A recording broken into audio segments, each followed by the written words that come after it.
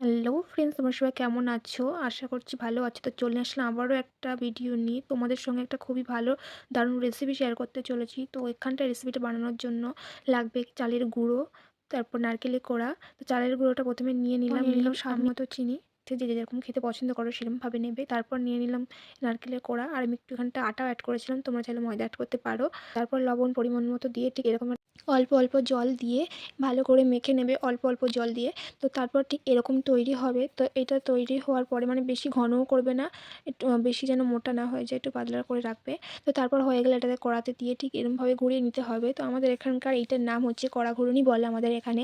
তোমাদের ওখানে এগুলোর কী নাম বলে আমাকে অবশ্যই কমেন্টে জানিও।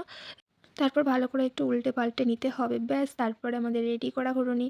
তো এটা খেতে ভীষণই ভালো ছিল, তোমরা একবার ট্রাই করে দেখতে পারো। তো ভিডিওটা আজ এই অবধি রাখছি, আশা করছি তোমাদের ভালো লাগবে। ভালো লাগলে লাইক কমেন্ট শেয়ার ও চ্যানেলটা সাবস্ক্রাইব করে দিও।